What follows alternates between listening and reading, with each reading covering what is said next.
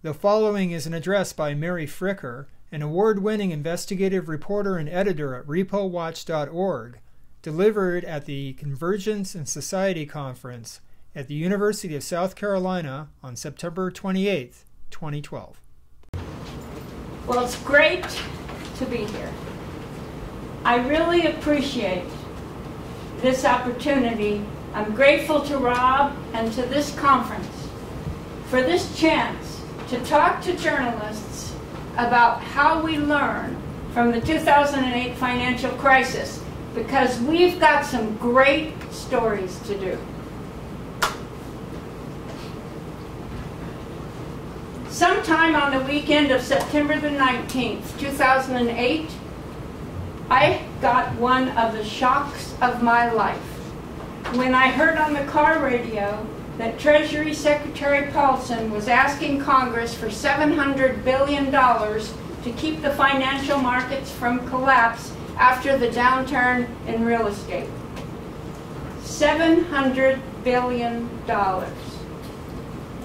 Maybe I was in a better position than some to understand what this told us about how big our problem must be, because I've been a reporter during the last major financial crisis, 20 years earlier. I'd like to take you back to 1986, when I was a newspaper reporter in Northern California, and shareholders of a tiny savings and loan, which was supposed to be making home loans, started coming into the newsroom with stories that the CEO and others working at the thrift were throwing money around, making crazy loans, and basically looting the place. Even the mob showed up at the loan window. Following those tips, we spent 4 years digging through what became the nation's savings and loan crisis. What a great story. In the end, regulators had to close 1,043 savings and loans, which was 1/3 of the industry. It was a stunning financial collapse. Almost every town in America was affected. Yet in the end, it only cost taxpayers $150 billion, which in 2008 dollars would have been $247 billion. Paulson was asking for almost 3 times that much. That day, it really hit me how badly I had failed my readers. Oh, sure, I'd written housing bubble stories, and I'd warned about derivatives, conflicts of interest at credit rating agencies. Who hadn't? But I had never written that the financial markets could collapse, because I didn't know it. It was my job to know it, but I didn't. We'd had plenty of real estate bubbles before. I'd reported on at least 3 of them in my years as reporter. They caused recessions, but they didn't cause financial markets to collapse. And besides, weren't those home loans being pooled and packaged into securities that were sold to investors? And if investors lost money, who cares? Don't investors make and lose money in the financial markets all the time? Something didn't add up. There had to be something that I didn't know. And it turned out that I didn't know it because I hadn't asked this obvious question. Where's the money coming from to fuel the housing bubble and make all these home loans? I hadn't followed the money, as we have all been taught to do. The answer turned out to be shadow banking, which by 2008 had grown to provide about half the credit in this country for houses, cars, college educations, businesses, and much more. yet I knew very little about it. Shadow banking is banking that happens on Wall Street instead of in a bank. In my 10 minutes, I don't have time to explain much about how shadow banking works. You have a handout today that does that. And honestly, it's not hard to understand. Also in the handout is a list of the kind of companies that do shadow banking, including mortgage companies like Countrywide, all the investment banks like Bear Stearns and Lehman Brothers, large corporations like GE, insurance companies like AIG, large money market funds. In fact, all big institutions, including traditional banks. But about shadow banking, I do want to just briefly say that it has 5 basic steps. Remember that traditional banking essentially has 2 steps.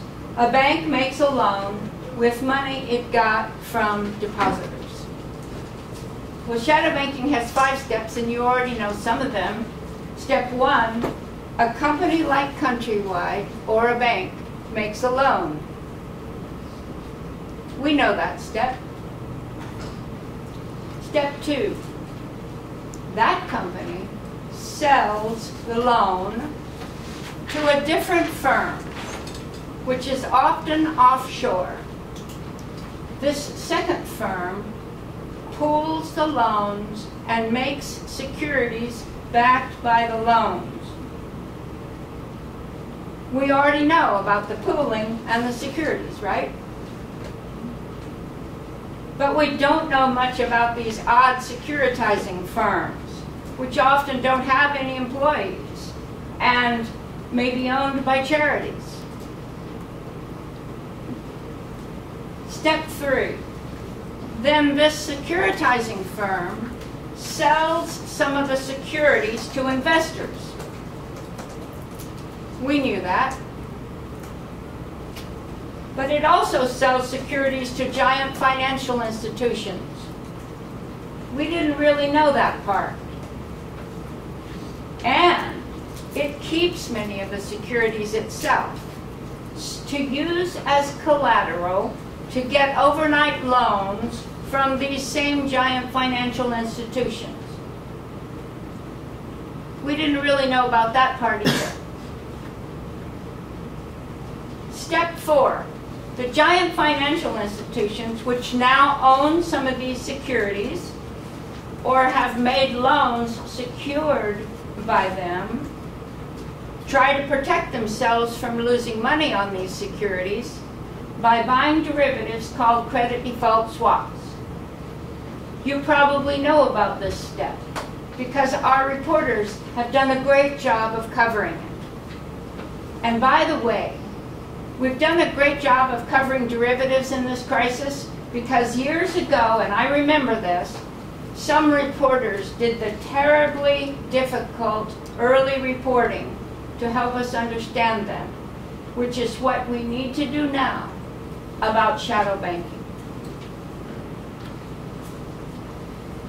And step 5, these same giant financial institutions that now own these securities or have made loans secured by them, also use them as collateral to get overnight loans for themselves from each other. With this new money, these new overnight loans, the steps begin again. The giant financial institutions recycle the new money down to step 1 to make more loans, to use the loans to make more securities, to use the securities as collateral to get more overnight loans, and so on. This repeating cycle of 5 steps is shadow banking. My website, by the way, is mostly about step 5. And just to prove that there's nothing new under the sun, A key reason for the largest collapse during the savings and loan crisis, American savings, was step 5. What makes shadow banking so dangerous? It's the same thing that makes traditional banking dangerous. It's banks and financial institutions borrowing money for short periods, like from depositors, and then turning around and lending it for long periods, like for a mortgage, as John was mentioning. It's borrowing short and lending long. But shadow bankers don't get their money from depositors like traditional bankers do, so they don't have the safety net of FDIC insurance. Shadow bankers get their money by borrowing it on Wall Street from money market funds, pension plans, insurance companies, university endowments, municipalities, other big banks, from anybody with a big pool of money to lend. In fact, the purpose of shadow banking is to get those big pools of money down to the people who need to borrow it, to buy a house or a car, for example. These lenders, these big pools of money, are like depositors at traditional banks, in that they can demand their money back at any time, because they usually lend for very brief periods, like overnight. If they lose faith in the securities they have taken as collateral, like they lost faith in mortgage securities in 2007 and 2008, they can panic and demand their money back. That's like in the years before FDIC insurance, when depositors panicked and ran on their neighborhood bank, lining up outside the door to get their money out, and quickly made their bank insolvent because it didn't have the money anymore. It had lent it long on things like home loans. And that's really what happened in 2007 and 2008. We had the 21st century version of a run on many shadow banks by shadow lenders, and it quickly threatened to bankrupt nearly all of our largest financial institutions. Here's what Bernanke said. As a scholar of the Great Depression, I honestly believe that September and October of 2008 was the worst financial crisis in global history, including the Great Depression. Out of maybe the 13 of the most important financial institutions in the United States, 12 were at risk of failure within a period of a week or two. And since these shadow bankers, these giant financial institutions, made many kinds of loans, not just mortgages, the flow of all credit was quickly grinding to a halt. That was what almost turned a real estate bubble into a collapse of the financial markets, and sent Paulson to Congress begging for $700 billion on top of more than $1 trillion that the Fed was pouring into the financial markets.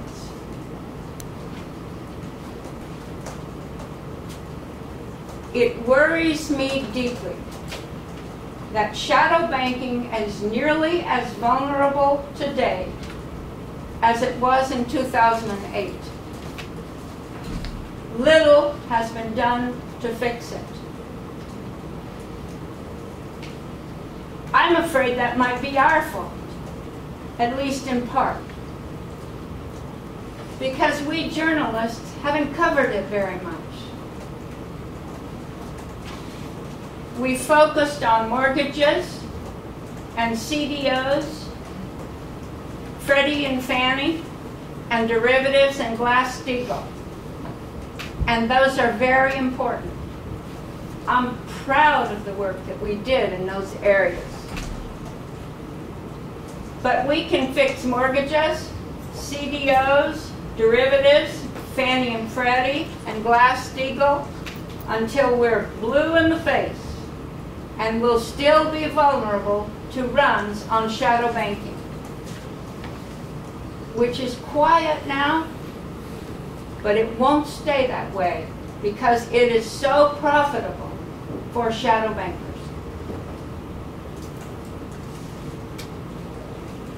When I've asked reporters why they don't write more about shadow banking, they often say it's hard to explain, and readers aren't interested. Here's where convergence and multimedia can save the day.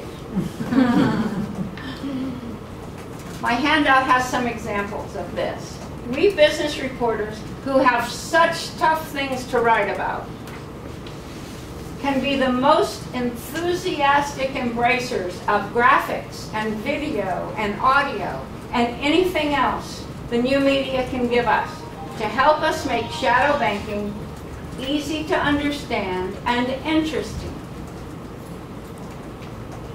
This conference has so much to offer us.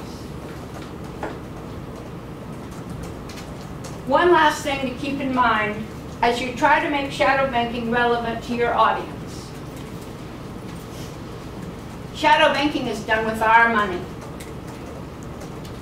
Our money in money market funds, pension plans, insurance companies, university endowments, and so on, gets loaned to banks and other financial institutions who in turn lend it back to us to buy houses and cars, get student loans, and anything else we need to borrow money for.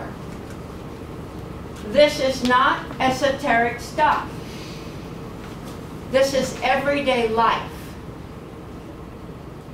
Thank you.